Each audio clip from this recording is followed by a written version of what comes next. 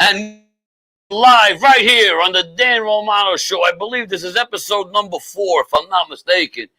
And I am so happy to be here. I am blessed right now. We're going to start off with a bang. I got one of the best people in the house, the creator of a great energy drink, Mr. Dino Luzzi from Dino Luzzi Energy Drink. How are you, my brother? I'm doing great, Dan. Thank you. I see you're full of energy. Yes, because I just drank one of these bad boys. I saw it. You just emptied it out. That's it. That's all.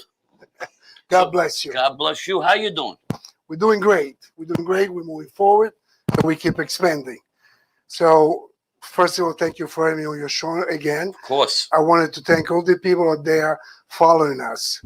Every Monday night, I'm going to update everyone on the development of IFBC. Stock has been performing well. I'm thankful for all the people that are supporting us. We will keep sending a PR, an average 5 to every 6 weeks. And then once a week, I will personally do the update. Now, as a promise, you can now see a reduction of the outstanding shares in the open market. Right. We reduced 60 million shares of common, like promised, and almost 2.5 million shares of Be Preferred, which would have hit the market, be converting to 150 million shares. All those shares, they actually retired and they're out of the market. We are continuing to do so. I'm working on retiring more shares. It's a process, but it's going to get done. Also, we have increased substantially the company profitability and the cash flow, thanks to the launch of the energy drink. We now hit over 1,100 clients. We have also reached in the first quarter 10% increase in sales, and the month of April was just as good. So we might be a little bit over 10% in the second quarter. We'll know by the end of June. I heard today that they're going to lift many of the COVID sanctions here in New York State. So that can be very profitable for us. And that's excellent news. Now, I'm still working on the launch of the CBD coffee. And CBD, wow. And I want to announce tonight that starting tomorrow morning, we also have another website called dinoluzzi.net. On this website, Mr. Dan Romano will have his own link, and we will provide coupons and codes for all our supporters. So all the comedians, the actors, the car racing pilots, everybody will have their coupons. Which means everybody can get a piece. Everybody can get a piece. That will increase our marketing strategy. Beautiful. What I have in mind is to become our own Amazon. We do our own shipping. We will promote our own product. So there'll be personal codes for everyone. I really want to give a special thank to the Lagana family. Bobby Lagana, as most people know, is the United States champion of in the drag car racing world. He was the first one, and he did this out of the goodness of his heart. Thanks to Rico Racine. Rico, I'll never forget it. I'm thanking you as well. I'm getting goosebumps when I think about this. They put the logo on the wings of their car, and that day they won against Canada. Wow, that's amazing. That's beautiful. Yeah, my heart goes to you, Dominic. You are an amazing guy. I see what happened to you. You're your girlfriend. I love you guys. You are amazing. Anything I can do for you guys, but there is not enough I can do for what you've done for me. I really think that Dominic's story should be shared. It should be told to the world. I think he wants to go back racing. Dominic, people that follow you, they know you. You were in a coma for a few months. You lost your legs. You're an amazing guy. Your girlfriend is just as amazing. I mean, this is better than Rocky. This is a true life.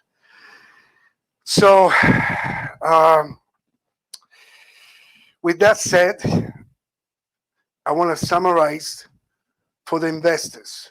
Please send me your messages, send me your questions on Messenger. I will answer every single question. Every question that I answer has to be made public. It's a public trading company. So every Monday night, I will answer those questions. I'm going to summarize for my investors. We now have less shares, like we promised, higher revenue, higher profitability, and we are going to go with online sales for our first ambassador, which has been Romano, and Very honored. within days for our ambassadors. Remember, we found our powers. I want you to find yours. Join us. Help us with the energy drink. We take any recommendation, and we're going to hit it. We're going to hit it big. And with that said, I'm going back to you, Dan. Did you already finish that, Ken? No, we're gonna kill it again. When I tell you one thing, I gotta say about Dino Luzzi's energy drink is very simple. I want you to take your favorite energy drink at the moment and put it up against Dino Luzzi. I guarantee you will see the difference. You will taste the difference. You will feel the difference. Bottom line, that's the only way you're ever gonna know how great this drink is. Give it one shot. You see it in a drugstore. You see it in a pharmacy. You see it in a pizzeria, CVS, wherever you see it. You pick up a can and try it for yourself. That's the only way I can guarantee the quality, the quantity, and the price is amazing. What more can we give you? And you don't crash when you take this drink. You don't feel sluggish after it wears off. It wears off naturally. And the best part about it, it's got vitamins, made in Italy, can comes from Russia. What fucking more can I give you? This is the best of the best. This is the best of the best of the energy drink. Dino Luzzi, everybody. I want to thank you, Dino. God bless you. Thank you, guys. Thank you for your support. I tell you, put it up against your favorite energy drink. We're going to go to commercial. Dino, I thank you to be here. Thank you. You're beautiful as always. And take it away in the commercial. Dino Luzzi. Thank you, guys. Good night. If you're like me, you've tried a dozen of these bitter drinks that stay in your system for 1 hour, even though they promise you much more. Dino's energy drink, the light, crisp taste, so smooth and refreshing, loaded with vitamins and nutrients. Dino energy drink, imported from Italy, tastes fantastic and will give you the energy you need to get through your day. Dino's energy drink, let Italy show you what great taste is. We are back right here on the Dan Romano Show. Very happy to see Dino Luzzi stopping by and doing this amazing thing that he does with this awesome drink. And again, pick up your can of Dino Luzzi's energy drink anytime you see it. And we are going to go right on to the show. We are blessed with a great friend of mine. Went out to dinner with him, with another beautiful friend of mine, Bella Di Martini. And we're going to get right into it. Mr. Richard Kern, everybody. Mr. Richard Kern. How you doing? What's up, Richie? How you doing, brother?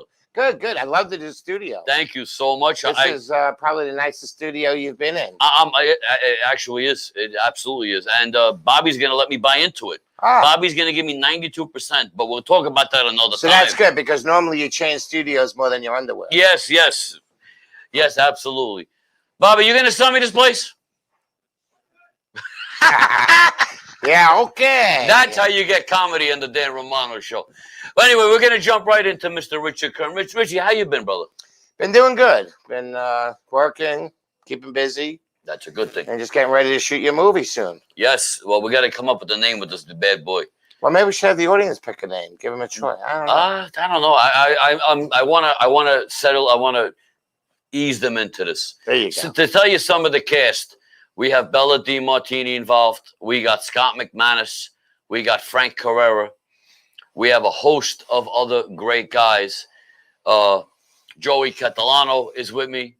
I have Katrina Michio.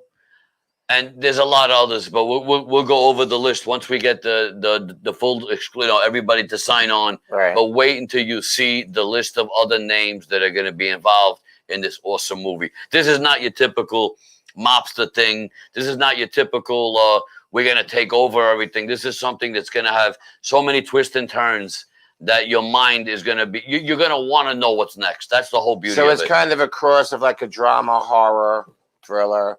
Yeah. It's got a little bit of each element. It's got a little bit of heaven and earth to make it simple.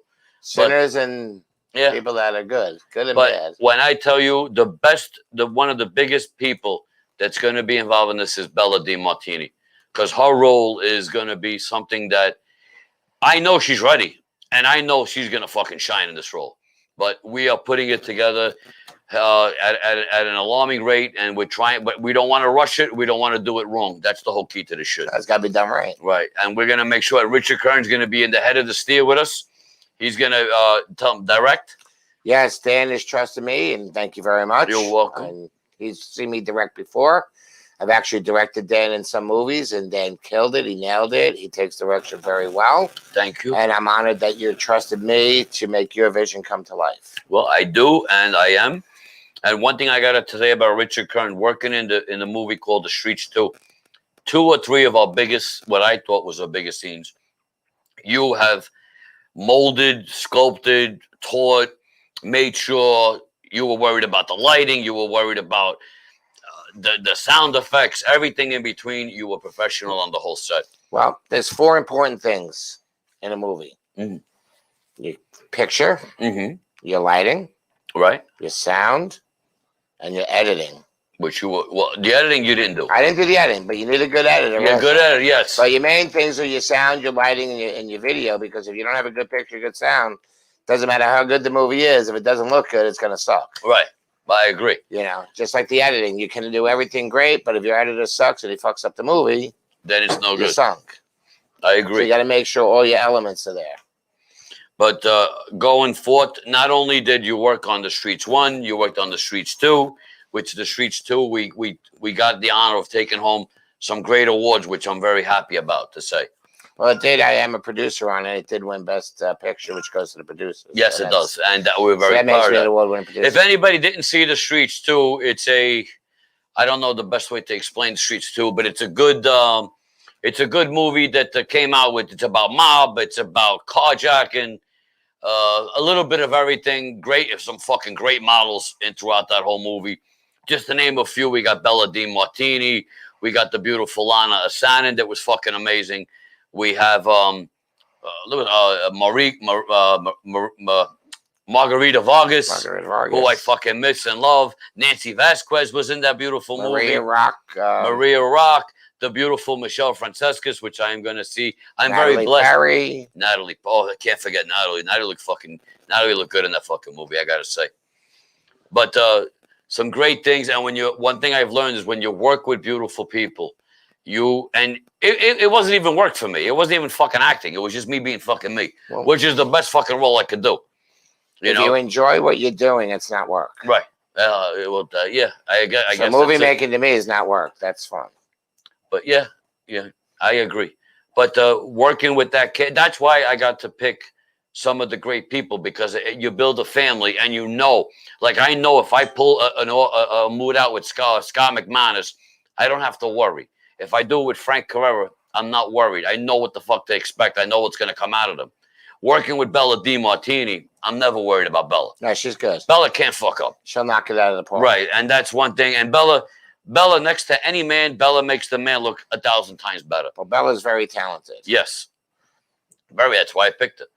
And she's not playing my sister in this one. Everyone keeps asking me, because every fucking movie I'm with her, she's my sister. She's your wife now, right? No.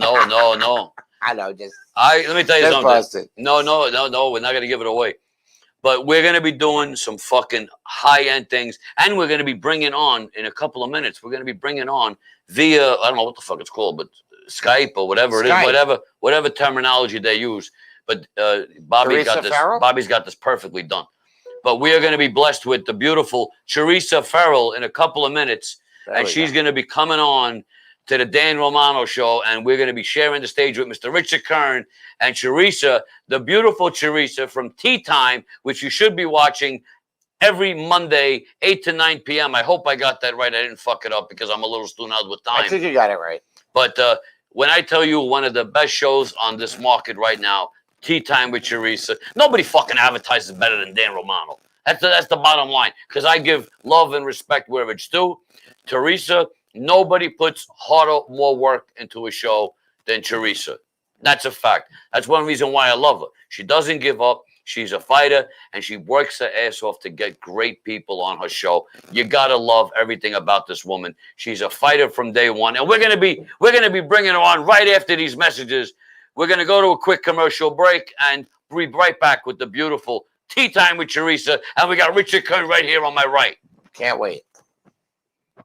If you're like me, you've tried a dozen of these bitter drinks that stay in your system for 1 hour, even though they promise you much more. Dino's energy drink, the light, crisp taste, so smooth and refreshing, loaded with vitamins and nutrients. Dino energy drink, imported from Italy, tastes fantastic and will give you the energy you need to get through your day. Dino's energy drink, let Italy show you what great taste is.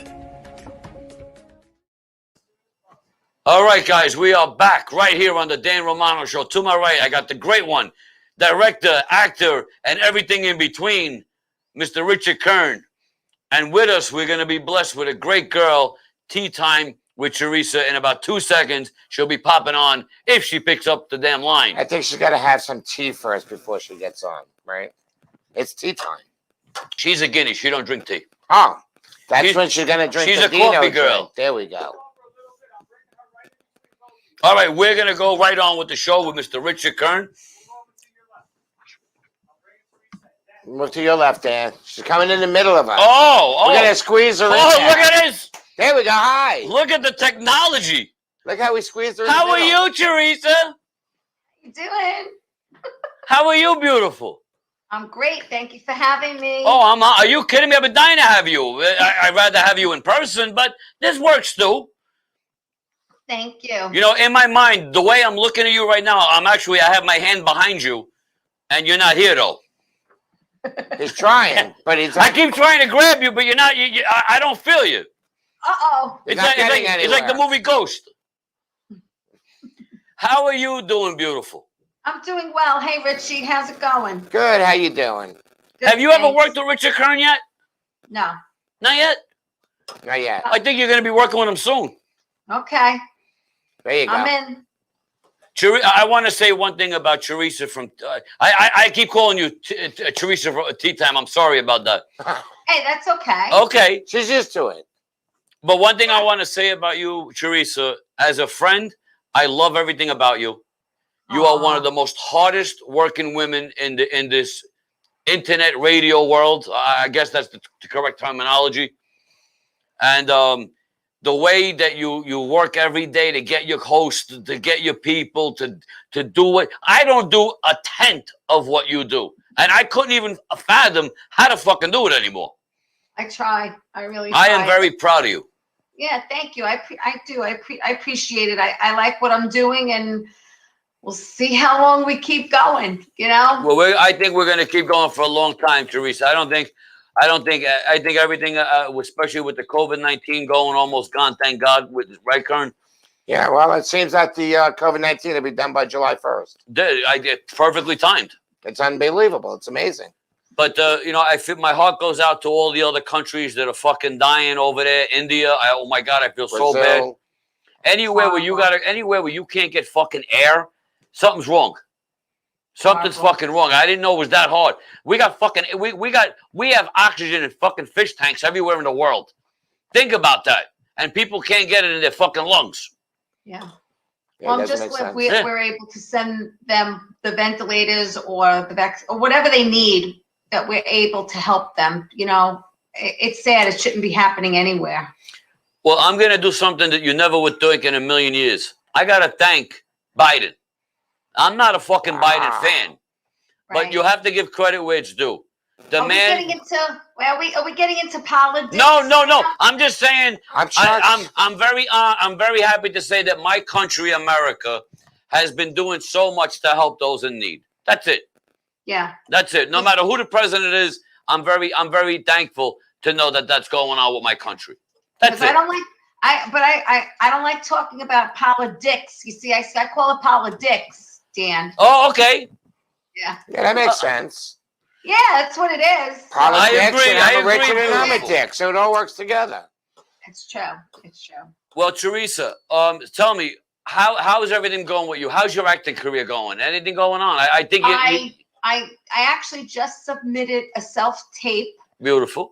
yesterday for a part. I'm hoping I get a call back, or I'm hoping they contact me. We'll see. It's playing a special agent. Ooh. So that's why. Special agent. Anybody we know? I don't think so. Okay, I okay. don't think so. I'd have to go back and actually look. Well, break a But I was leg with wearing that. a blue collared shirt and a jacket just to look, like a professional, agent. And I'm hoping I get it. It's a matter of what they're looking for. Right. Well, I think You they would be stupid to say no. Look, Dan, you and I talk a lot. You can have all the talent in the world. It's all about timing. It's all about who you know. And especially with these self-tapes, it's a matter of what kind of look that they're looking for. Yeah, I understand, yes. I'm excited to also tell you that Bat Boy, a Yankee Miracle, should be starting up soon. Beautiful. I want to come to that. Yeah, we're hoping to do shows in New York, New Jersey, Pennsylvania, Maryland, and Florida. Wow.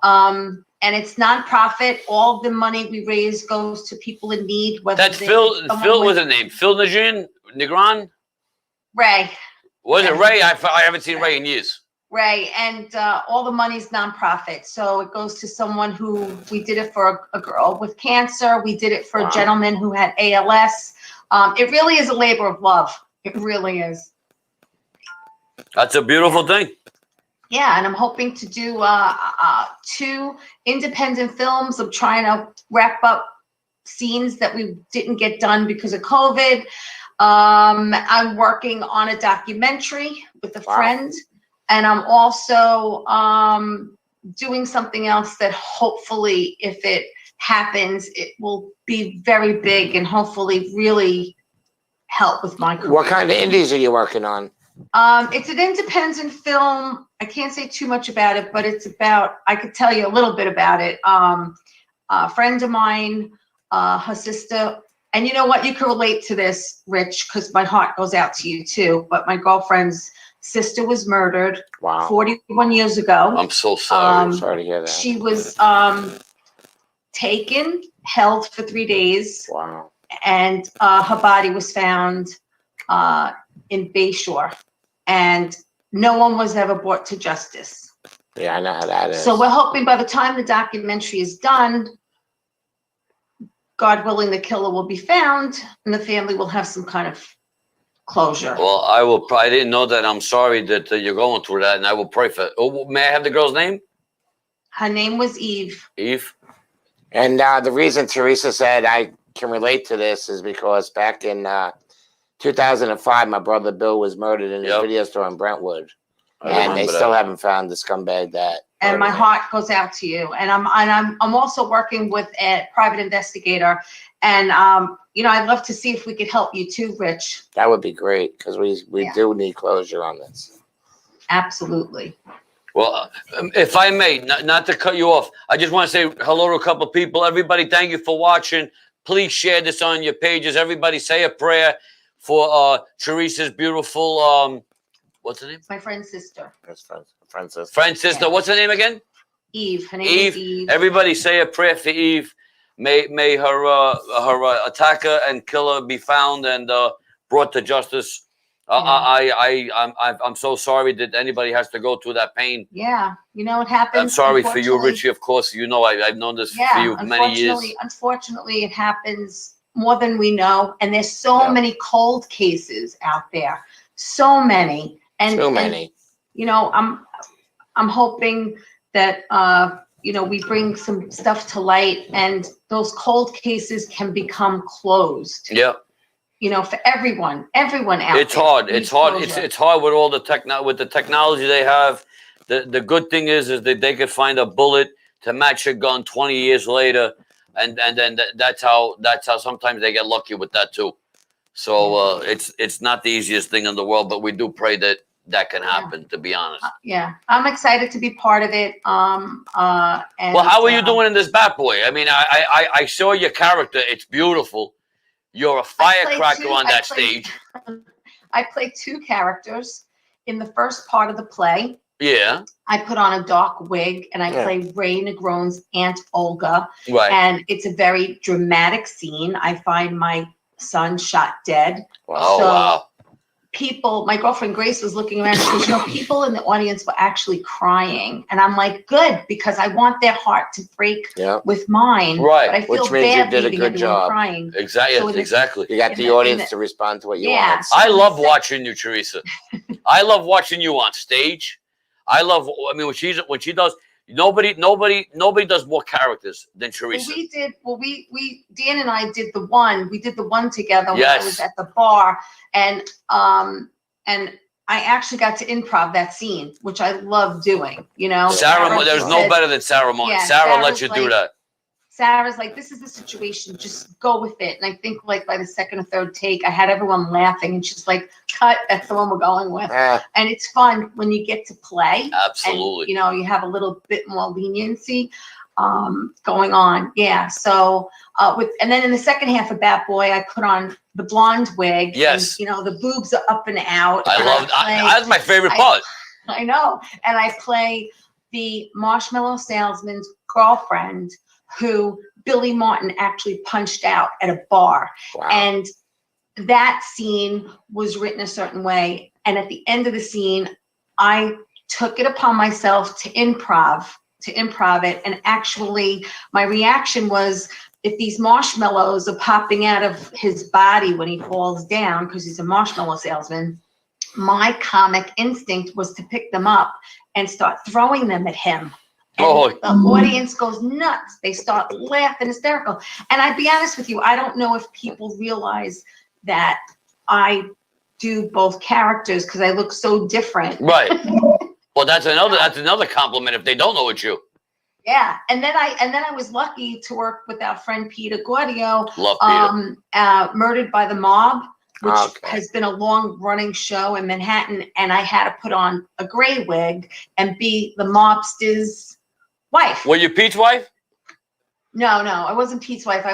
Everyone changes characters in that show. Right. Okay. That particular night, I was a stand-in. They needed me, and I was the mobster's wife I was the widow. So, and that was a lot of fun too, because I think I got the script the same week, and I had maybe a couple of hours just to rehearse and learn the blocking. So thank God for my improv background.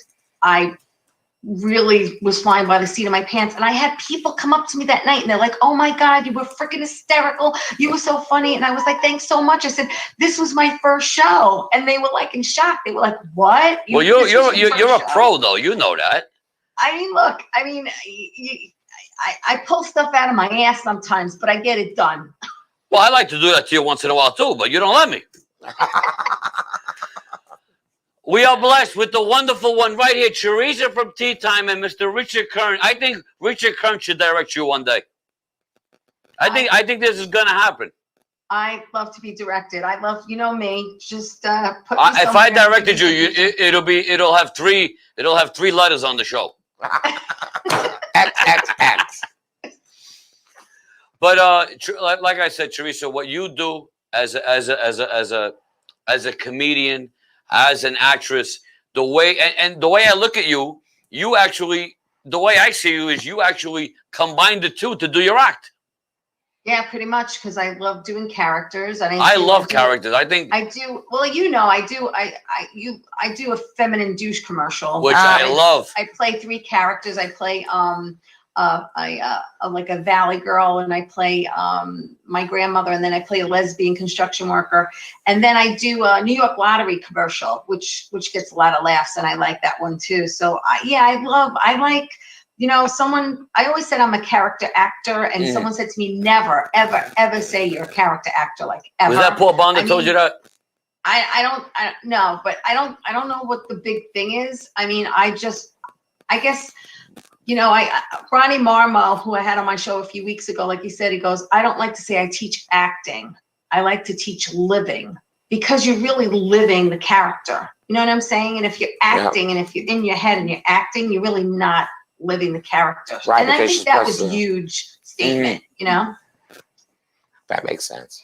Well, Theresa, let me ask Kern a couple of questions here, Kern. Sure. Yeah, go ahead. You looking at Theresa, what kind of if you had to cast her in something, what do you see her as? I could see her as many different parts.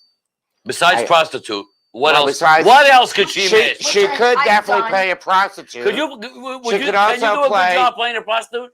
I've done that. See? I played a doctor. She could be a doctor. She could be a lawyer. She could be a cop. She could be a housewife. Can you be a prostitute nurse? I could see her playing a lawyer. Wait, I can picture her doing a lawyer. Yeah. Now, I mean, she says she's a character actor. Now, I guess there's two definitions to a character actor, because usually a character actor can play all different types of parts and not be, typecast as a certain character. Because I kind of consider myself a character actor, because there's almost no part I could play almost anything. I could even play an Italian mobster, even though I got cut out of a movie for that. But I mean, some people think I'm actually Italian.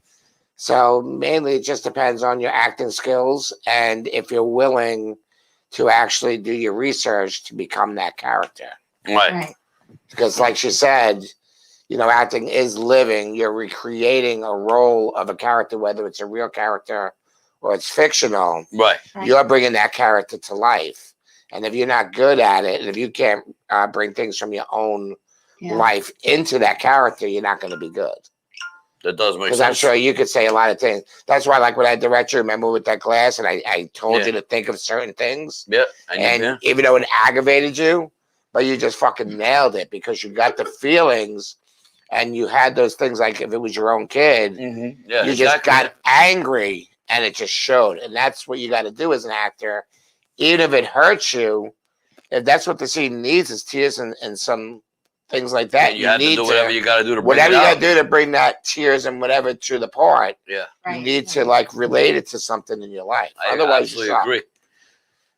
If you can't do that, you're not an actor. Theresa, I have a part for you that I think you're gonna nail. And this where I get to direct you.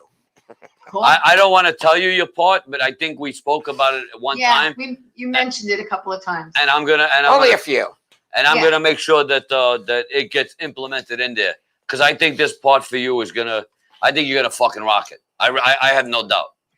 Thank you. And it's not gonna be a character that you're gonna be used to playing. But I think you're gonna. I think Theresa belongs in a lot of movies, to be honest with you, because.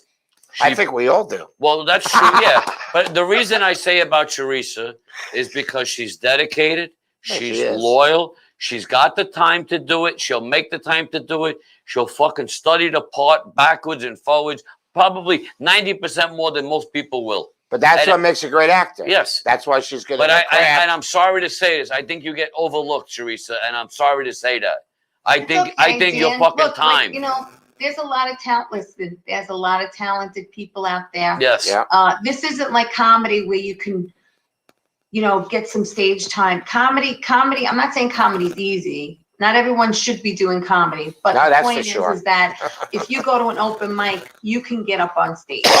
Yep. When it comes to acting, you can't just show up somewhere and get a part. I mean, it's a harder animal to tame. And I don't, and most of the time I do not say no to many things because you don't know you can't miss opportunity. Say no to, someone opens a door, you need to walk through it and but sometimes you got to say no to the door when you're getting abused too. There's a lot of that in this fucking business. Hey, listen, you know me, I'm a straight shooter too. I tell it like it is. I don't mean to offend people, but everybody gets offended these days, no matter what the fuck you say. I don't blow smoke up someone's ass, and I'm gonna, like I said, I tell it like it is, and I don't kiss ass, and I don't. There's a lot of things I don't conform to. I'm not a hard person to work with. I don't want people to think I have I'm a hard person to work with. I'm so not. But I appreciate you saying that. I try to put myself out there that people do know. Because I had an agent contact me, and she's like, "Oh, I thought you only do a talk show." And I'm like, "No, I'm an actor. I started as an actor, Right. and then I went into comedy. I got into comedy in the early '90s. I was Theresa Manzo back then. Everyone knew me as Theresa Manzo, and I did a lot of shows on Long Island. I did a lot of shows in Manhattan. And Right. A lot of those clubs on Long Island don't exist anymore. Well, I want you to do a show. I want you to promise me you're going to do a show under a Dan Romano label. Yeah, I want to be on the same show with her. I could do this. Yeah, absolutely. Yeah. Yeah. You know, I got a show coming with Terry McNeely on May 10th. And I know you can't make it because it's your show night. I gotta stop picking Monday. You know, yeah. May I ask your opinion on something? Absolutely. I'm gonna give you my intake. You're a comedian, and you're one of the hardest working comedians out there when you do your shows. I was trying to do, and you too, Mr. Kern, because you're in the comedy world at points in your time. I know you were right before Corona-19. You were fucking hot because you were getting booked, right. And now the Corona fucking hit, and you said fuck it because some of us have to feed our families and do what we got to do to survive. That's why I felt that the comedy world was going to suffer too much. But I came up with a small theory on people who do bringer shows, and I want your opinion on this. All right. All right. As if I was a person that I was a comedian, and I had to survive on bringer shows, and the way I get booked was by making sure people came to see me. Am I correct? Correct. That's how you survive on a bringer show. Look. Let me just tell you about bringer shows real quick for people who don't know what bringer shows are. Yes. Bringer shows are for up and coming comics. Yes. Who are just starting in the industry that need stage time. And what happens is that when you're first starting out, you really do anything to get up on that stage. So what the owners do is they have what's called a bringer show. Right. And that means if you want stage time, you have to bring people to see you. Correct. The bottom line is it's about putting asses in the seats. Correct. Okay, we all know that. People need to pay their rent, they need to pay the comics, whatever. So we all start out with bringer shows. And that's where we cut our teeth, so to speak, and we get stage time where we can get a response from people who aren't just other comics. Right, and build a following at the same time. Right, because comics watching comics isn't the same as their friends. Comics watching comics are the fucking worst in the world because nobody fucking laughs at anybody. You could have lightning on a fucking bottle and people will go, yeah, it was all right. Like, motherfucker, that girl just busted her ass on that fucking stage. No, but they won't give you like you won't get that fucking ovation, which I never see anymore. You never get people clapping. Oh, no, if a comic is funny, I'll laugh at him. They're not that funny. But right, I guess But being a comic, I think what it is because you write jokes and you're used to telling jokes, that when you're watching other comedians, they got to really kill it. Otherwise, it's just like, Well, let me give you both my opinion on how a person doing a bringer show can try to help themselves. If a bringer show, let's hypothetically say, is $10, that they have to bring 5 people. And let's say you get to keep $5 out of that 10 if you bring 5 people. What I would do, if I couldn't get 5 people to spend $10, and I know that I have to pay $5 out of that money at the door, you follow me? Mm-hmm. I would tell people, hey, the first 3 fucking tickets that I try to sell, I would say, come and just cover the cost that it's going to cost me to get you in. Mm-hmm. Does that make sense so far?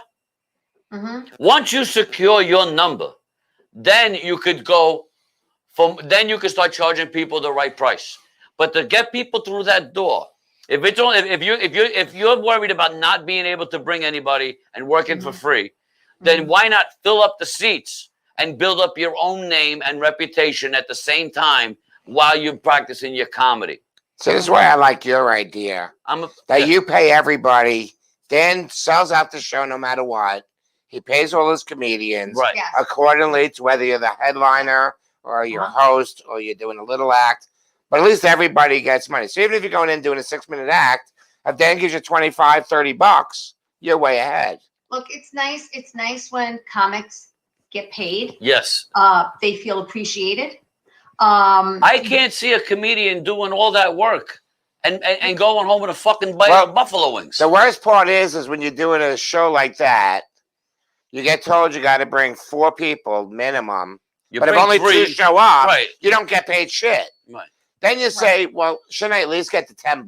I know. But no, because if you're making it, if you see, that all depends on what your agreement is with the person who's doing the show. Well, that's why I like what you offer, because you sell out the show. You don't got to worry about paying. Yeah, but and the reality is when people get to see the same comedians and talk about them. Yeah. If these comedians keep performing, they're going to get bigger and better. Exactly. Instead of saying, well, you know what? I can only have my friends come see me so many times. After the 10th, 15th time, they ain't coming no more. But that's the They problem. see the same shit. They ain't coming. You know what? It is too. Is it's funny. It's funny. It's true. But I have to say, I have loyal. I hate calling them fans. My girlfriend Barbara doesn't like the word fan either. You have loyal people that follow you. They follow you. If they see Theresa doing a show, they're there. Well, my thing is that I have some people like Barbara who comes to every show I do. That's love. They just love coming to see me. But because Barbara has come to see me so many times, she's gotten to know other comics and have fallen in love with them too. So she loves comedy. It's nice to, she loves comedy. She loves comedy. She's hysterical herself. Actually, I brought her to an open mic with me one time. Did she get on? Did she get up herself? Yeah, I said, just get up there and tell a story. That's all comedy is. And that's the whole thing is that, and comedy is very, very subjective. I mean, what's funny to me may not be funny to you. I could do a show at 8:00 and kill it. Okay, I could do the same exact thing at 10:00 and get the total. Oh, do you remember when I did the Farmingdale comedy crawl?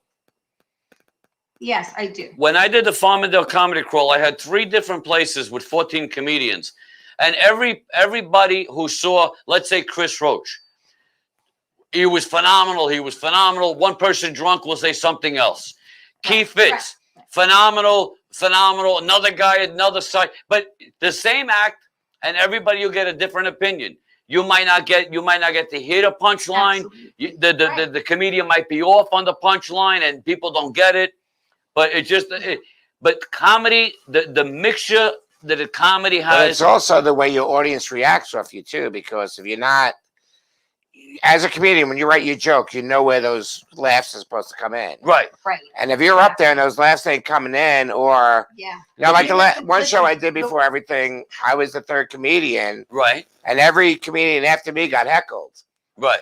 So it's like that kind of takes away from what the comedian really wanted to do, because now you're dealing with a table of assholes. Absolutely. I mean, that think that they're all that, and they ain't shit, and they just fucking everything up. Yep. If you're trying to do comedy, a lot of people think they can do comedy. Comedy is not easy to do. No, I give all the credit. I love comedy. Well, there's a difference between being funny and being a comedian, because you could be funny with people. They might laugh at you or laugh with you. Right. But when you go up on that stage, it's a whole new ball game. Absolutely. Everything you know about just being funny is now off the table. Guys, right now, listen, really quick, we're going to go to a commercial break. We're going to be right back with Richard Kern and Theresa from Tea Time whenever they hit don't go away. If you're like me, you've tried a dozen of these bitter drinks that stay in your system for 1 hour, even though they promise you much more. Dino's energy drink, the light, crisp taste, so smooth and refreshing, loaded with vitamins and nutrients. Dino energy drink, imported from Italy, tastes fantastic and will give you the energy you need to get through your day. Dino's energy drink, let Italy show you what great taste is. All right, guys, we are back right here on the Dan Romano Show. We are blessed on the screen with the beautiful Theresa from Tea Time. And in-house, we got Mr. Richard Kern, writer, producer, actor, and everything fucking in between. Writer, So continue what we're talking about in the comedy world. we were talking about bringers. Theresa, I'm going to ask you right to the point. Who's your favorite comedian? Live. I have a lot of favorite comedians. That wasn't the question. I'm going to say the man that inspired me to work with props because of my Feminine Douche commercial, and the man who I got to do improv with for 4 weeks and I love dearly is Bob Nelson. Oh, wow. I didn't know you worked with Bob Nelson. Yeah, well, I didn't work with him. I technically I did, but he was looking for comics to do improv for 6 weeks. And I wasn't back into comedy back then. Right. And I contacted him and I said, look, I'd love to do the 6 weeks with you, but I'm going to be in Florida for 2 of them. Can I work with you for 4 weeks? And he said, yes. And it was in Huntington. And what was great about it was that I was really the only female comic that showed up. Everyone else was male. And so Bob was able to use me a lot. We did a lot of different improv. I learned so much in 4 weeks from him. And you know, him doing Jiffy Jeff's Gym and the football bit, you know, that just inspired me to get up and do different characters and work with props. Not everyone loves it. I was told I shouldn't do it. It's old school. Some people hate it. So I don't understand, but why everybody needs a fucking opinion? My thing we got some of the best ones in the world. They got a fucking hand in a puppet's ass. My and I'll watch them all day long. Yeah. If it makes people laugh, why would I not do it? I agree. Exactly. Listen, in this business, one thing I've learned: very few like success, and especially when it ain't them. You know, that's the problem. I just said this before on my show because I had Victoria Arnstein on, and she produces shows at a Broadway comedy club in the city. Oh, is that Martin? Al Martin? Yeah, that's Al's place. I'll just ask. I'm going to be doing a show there soon. Great. And I told you should, because you get to keep the whole door. Yeah. Wow. Well, everywhere I do, except a certain few, I get to keep the whole door. Right. So, you know, we were talking on my show how just tonight, how, you know, how the industry is and how it's very cliquey, and just like any business, how it could be political. But the thing is that, you know, you have to stay authentic to yourself. And my whole thing is that I get up on stage and I want the audience to take just a fun ride with me. And I love connecting. Sometimes I'll improv, whatever works, whatever gets the audience to laugh. Of course. But again, the feminine douche thing, boy, I can't believe how there's not a dry eye when you do that one. I can't believe how controversial that bit is. Really. I was told don't ever do it again. By who? I'm not saying who, but what fucking idiot? What idiot would tell you not to do a commercial like that? Look, my whole thing is that if I have the reaction, look, I did it at Dangerfield's last March, right before we shut. I bet you shook the house with that one. And they loved it, and they laughed. And I'm thinking, why would I get rid of this if people are reacting the way they react? It's because that's probably whoever that is. That's probably because it's a fucked up world. It's a control freak. That's all that is. That's a control freak. Now it is what it is. Are there other jokes that people have told you shouldn't do either? No, it's just the prop joke. Let me ask you a question. You don't have. I don't want to know who.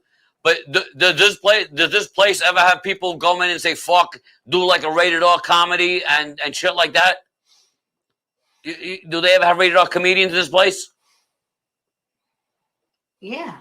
So they have rated R comedians talking about sex, drugs, rock and roll, getting butt fucked, and they're worried about a fucking commercial, a fucking comedy commercial? That's fucking censorship. It's stupidity. I think they're a bunch of douches. Everyone's entitled to their opinion about comedy. Yeah, but nobody's about you. Listen, comedy's comedy. You can't cock block comedy. Either you fucking accept it all, or you fucking get out of it. There's no fine line. Look, what the fuck's that guy's name who does comedy and showed his penis to everybody? But that's acceptable, right? What's the guy's name? Fucking I met him a couple of fucking times. A little schmuck guy. Not no, not Pee Wee. He shot someone in an X-rated theater. But I mean, so he comes back and it's acceptable in comedy. You can't do a fucking feminine fucking commercial. Listen, I could do whatever I want. Of course, right. That's what I want to hear from my girl. No, I mean, look, I like I said, I don't. I'm gonna do whatever I want to get a laugh. Yes.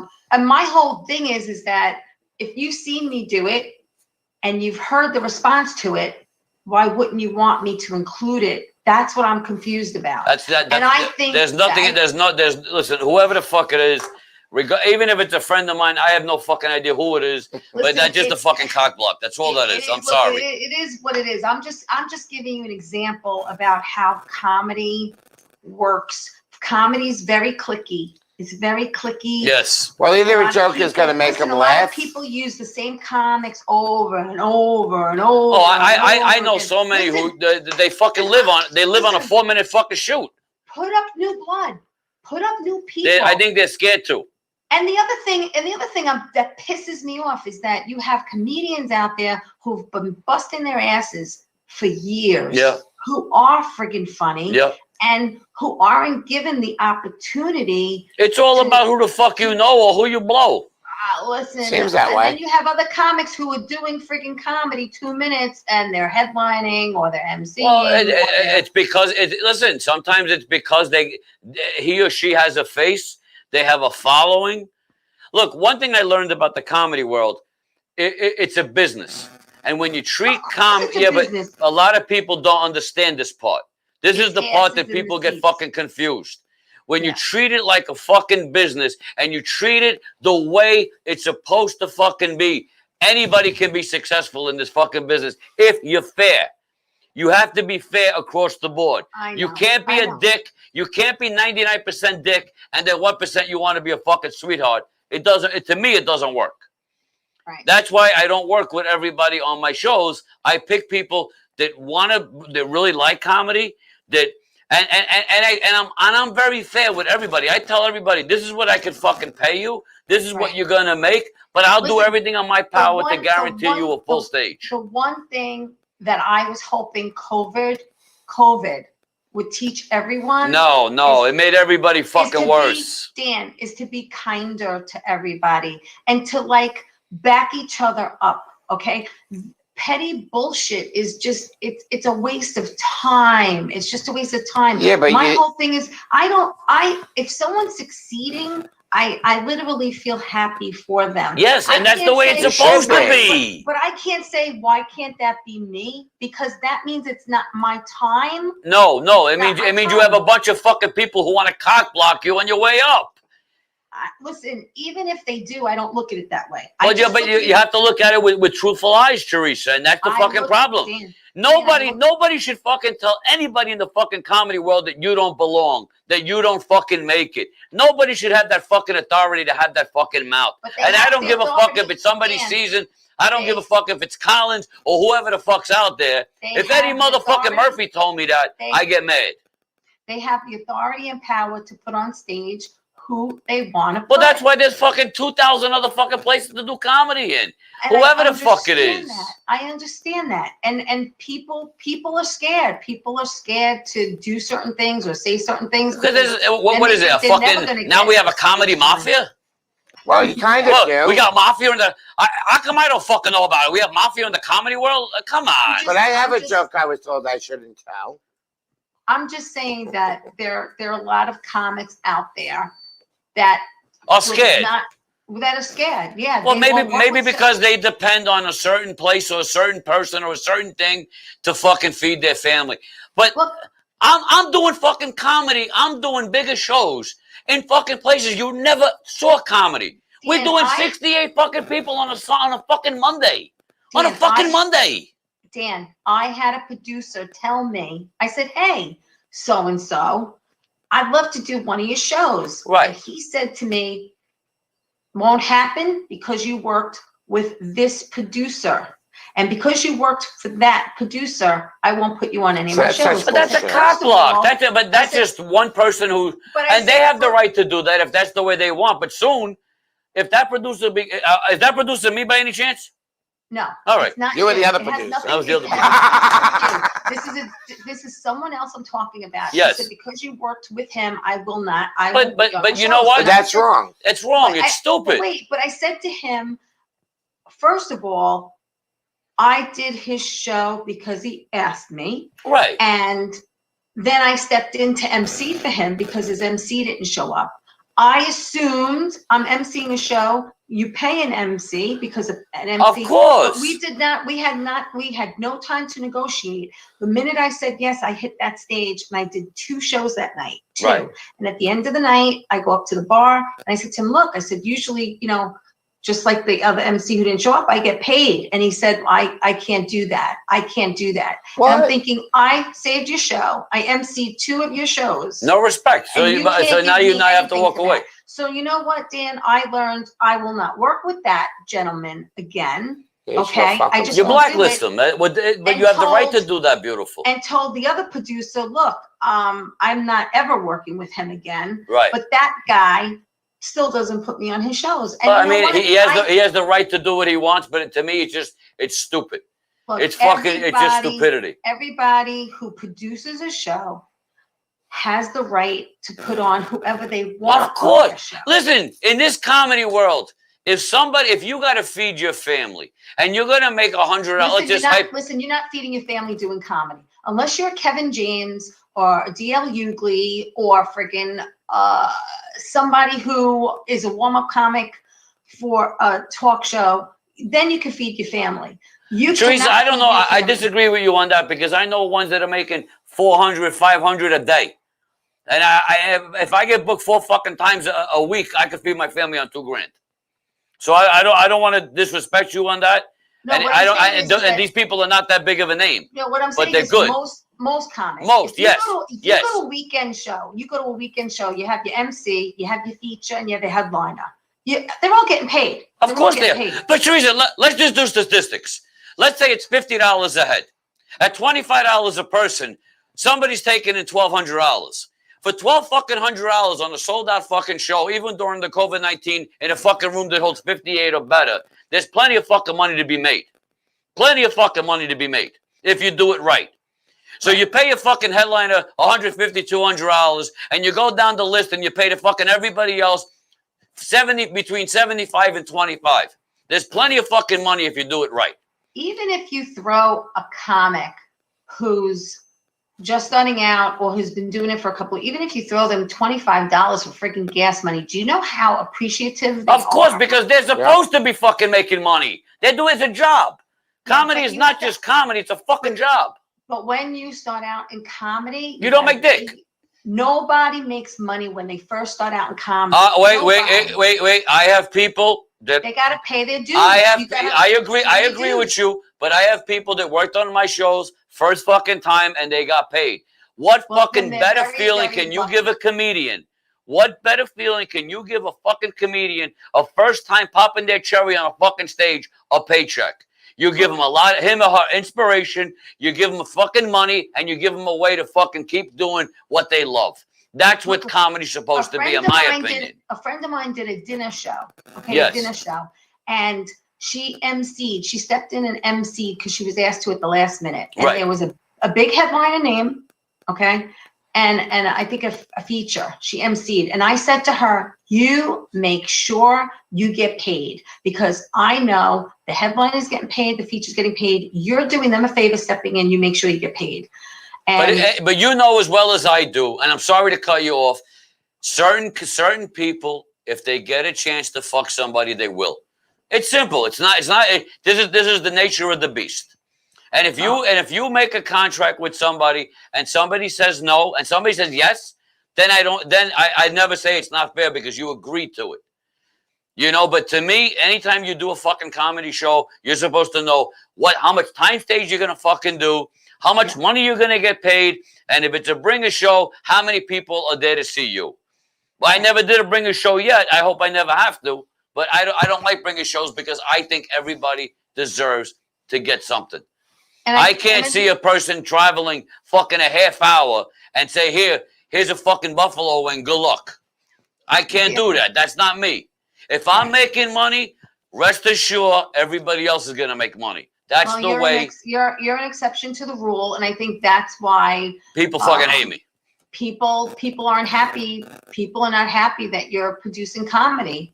And you know what? Yeah. You know what and I'm not even taking away from any comedy club. Dan, I'm doing my own fucking play. Yes, beautiful. But Dan, what I say to that is anybody, I don't care who it is. It could be my freaking mother.